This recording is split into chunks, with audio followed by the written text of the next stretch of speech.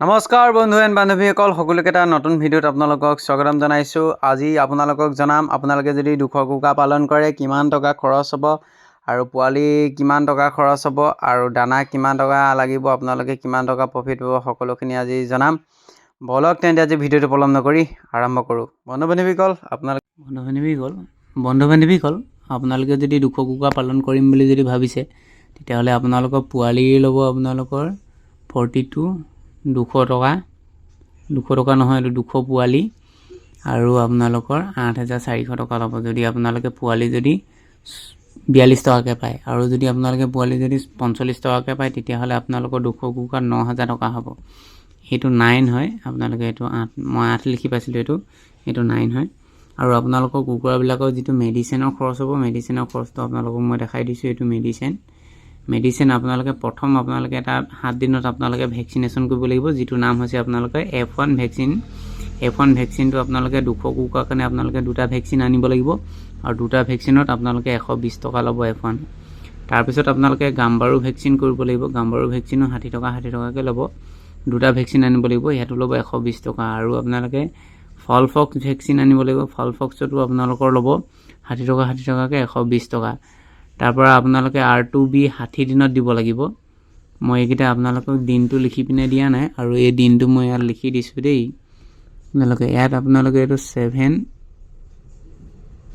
দিনত আপোনালোকে এইটো দিব লাগিব, আৰু এইটো আপোনালোকৰ 14 দিনত দিব লাগিব। তাৰপিছত এইটো আপোনালোকে 21 দিনত দিব লাগিব। তাৰপৰা এইটো আপোনালোকে 60 দিনত দিব লাগিব। R2B ভেকচিন, এইকেইটা ভেকচিনেশ্যন। আৰু আপোনালোকে ভেকচিনেশ্যনৰ খৰচকেইটা কৰি পিনে আপোনালোকৰ খৰচ হ'ব আপোনালোকৰ 480 টকা পইচা। আৰু আপোনালোকৰ দানা আপোনালোকৰ লাগিব 100 কুকুৰাত আপোনালোকে 4 বেগ দানা খায় 1 কেজি হোৱালৈকে।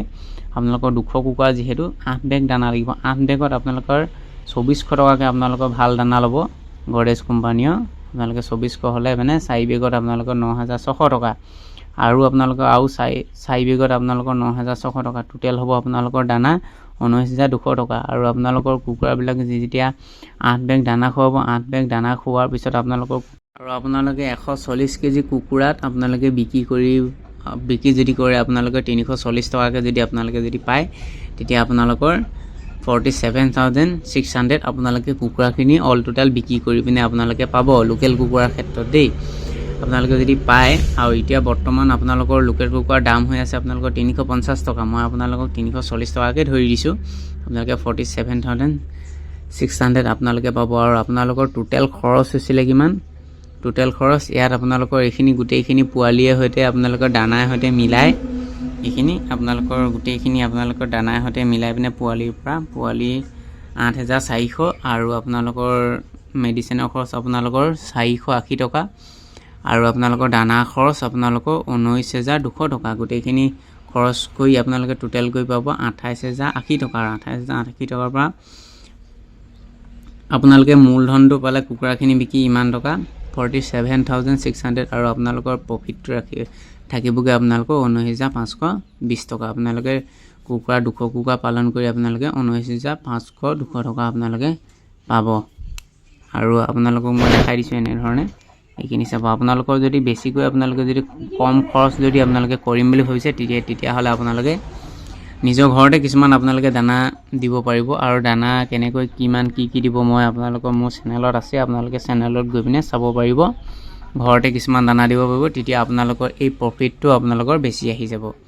এই প্ৰফিটটো আপোনালোকে যদি বেছি আনো বুলি ভাবিছে, তেতিয়াহ'লে আপোনালোকৰ এইফালে দানাত আপোনালোকে খৰচটো কমাব লাগিব। আৰু দানাত খৰচ কমাবলৈ হ'লে আপোনালোকে ঘৰত খুৱাব লাগিব, আৰু ঘৰত কিছুমান আপোনালোকে ধান চাউল ভাত আদি কৰি যদি আপোনালোকে যদি খুৱায়, তেতিয়া আপোনালোকৰ প্ৰফিটটো আপোনালোকে বেছিকৈ দেখা পাব। এইটো ভুল হৈছিলে, এইটো নাচাব, এইটো ভুল হৈছে।